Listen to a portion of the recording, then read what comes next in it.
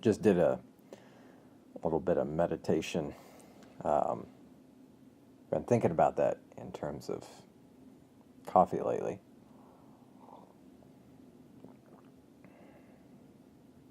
This morning I made coffee using the Breville Smart Brewer. What is it? Breville Precision Brewer? Whatever. It's Breville's automated brewer. Really good machine. Makes a really good cup of coffee.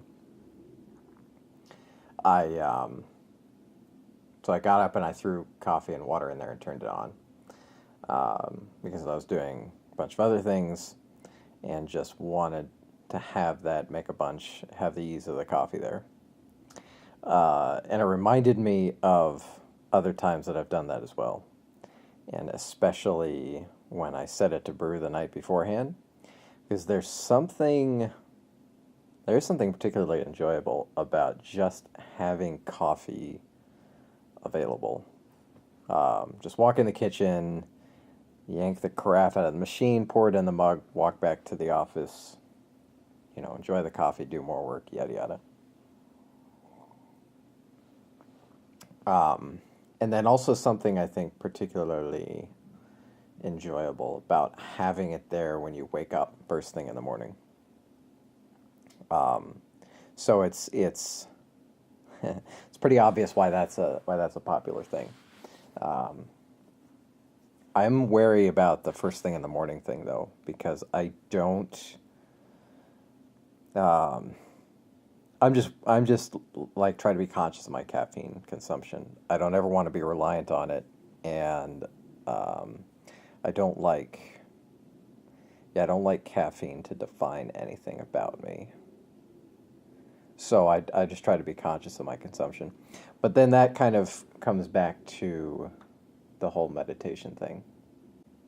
So meditation for me is a practice of being aware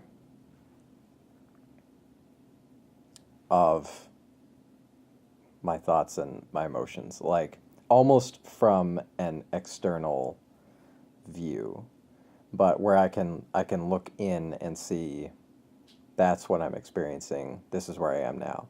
It's like it's not about clearing the mind or anything like that. It's about observing what is happening and developing a practice of being present in the moment.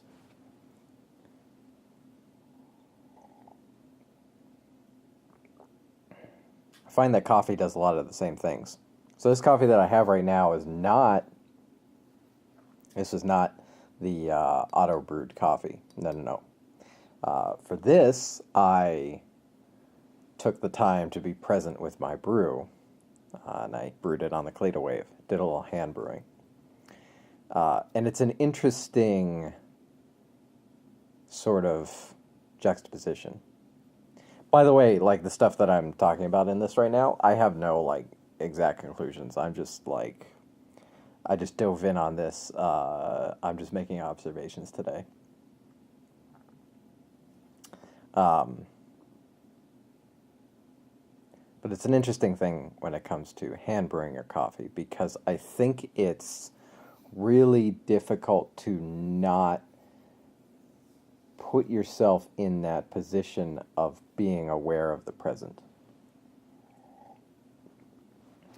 Because you have to, unless you're being careless with your production of it, which I've certainly done in some mornings. Like once you make a habit out of a practice, I think it's easy to remove your conscious presence from it, which is part of the power of habit, but also part of the danger of it as well. Interesting. I did not write habit down on any of my notes. I want to come back to that. I don't have a pen. Remind me, talk about habit. Okay, so as if you're sitting there. So I think I want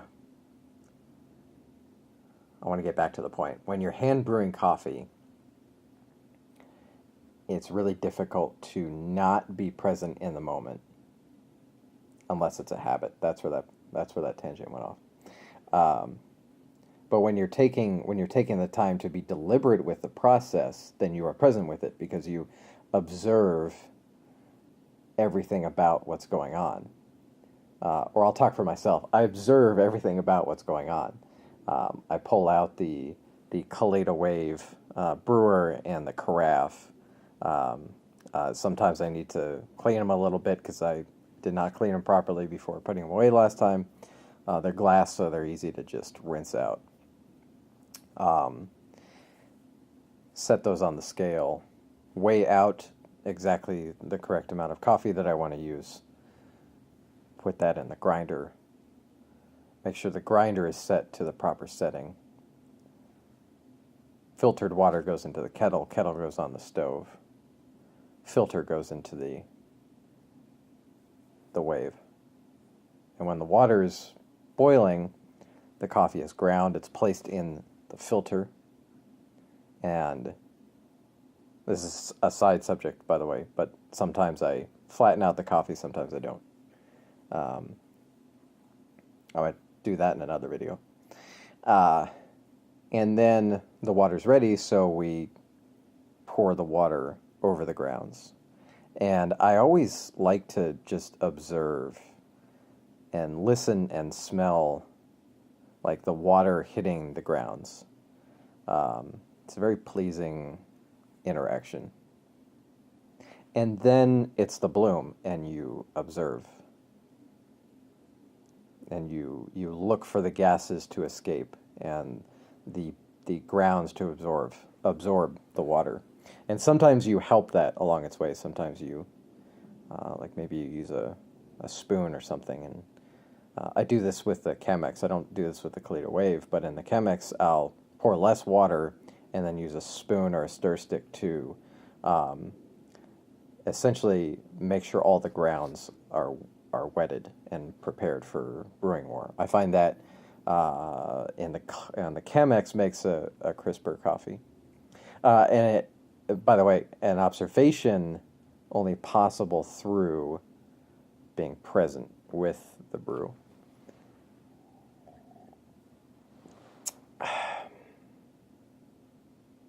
And then once the bloom is done, we add more water. And as I do this, I look to see how the water hits the coffee and hits the coffee bed. Is it agitating the grounds? Maybe I should pour a little less. Maybe I need to pour in other places more than one place more than another. More circular, less circular. I don't always draw conclusions from these actions, which is an interesting thing to me. I just get into the observation of the present. And then we go through the various levels of pouring until enough water's in there, and then it drips down, and then coffee.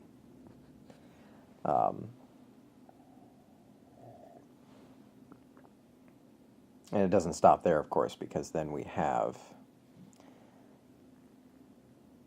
the enjoyment of the coffee afterwards. And I think I always find more present enjoyment in coffee that I've hand brewed than in coffee that's coming from a machine. And this might just have to do with maybe this is completely have to do with the state of mind in which I was when I prepared the coffee. Because if I wake up in the morning to a coffee that's brewed in a pot that I set up the night before, I'm probably far more likely to just pour it in a cup and then go about my day.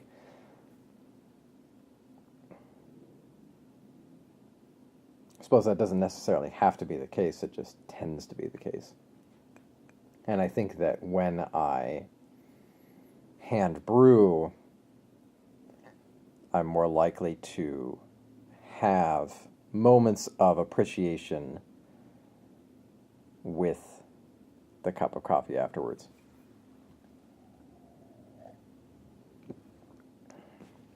I guess I really get into the ritual and practice of doing these things. meditation being very similar. And I think that you probably get similar benefits in these deliberate processes with coffee as you do with like meditation, because it's kind of about sitting there and observing. Although the meditative practice, depending on what you use, I've been using a program called Headspace. It's guided meditation. I'm not like,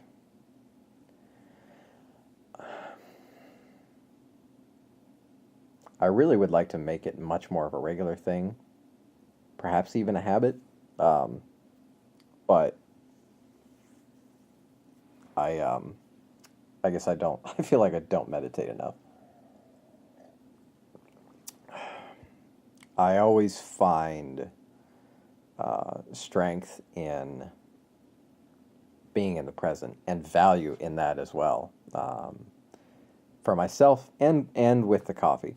When I look at coffee and the way that people consume it, I always seem to find that there's this line between consumption, like thoughtless consumption. This sounds a little brutal. Thoughtless consumption and mindful consumption, because regardless of how you approach it, you are consuming something. But I think you can make yourself really present with what you are consuming, knowing where it comes from and everything that's involved. And there's definitely a direct connection between being present with your consumption of coffee and the quality and enjoyment of it. Because the more you make yourself present with it, the more you're going to get out of it.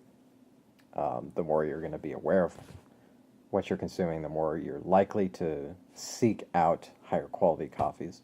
And I think the same at every level. The more present people are at every level of the value chain, shall we say, I think the higher quality the coffee. It's an interesting dynamic, because I don't think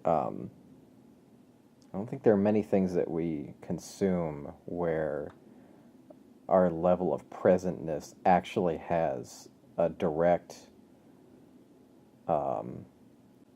a direct increase in quality. Like, I want to say an unbiased assessment of the quality, because I think it's easy to look at coffee and say, oh, that's what you think is good. But there really is a universally accepted assessment of quality in coffee, and the more you put into it, the higher that quality gets, and that is really clear. Interesting. There was something about habit I wanted to get back to. Maybe I'll talk about habit in another thing. I think I need to think about that more, because that's an interesting thought to stumble upon. That habit is a powerful tool, but can be both positive and negative depending upon how present you are with the habit. Maybe that's all I need to say on it right now. Anyways, I never mentioned what the coffee is. This is almost the last of the... I have some Conduit coffee. What is this? I think it's the Congo. I should have double-checked. I just had a little bit left. Whatever it is that I'm drinking, I'll link in the video below. And of course, I actually don't hate mornings anymore, but I've had this mug forever. All right. Well, that's been Cup of Joe. A little later in this week, earlier in the week, was quite busy, and also I was juggling a bit of a cold, so through that now and back into the regular swing of things. Thank you so much for watching.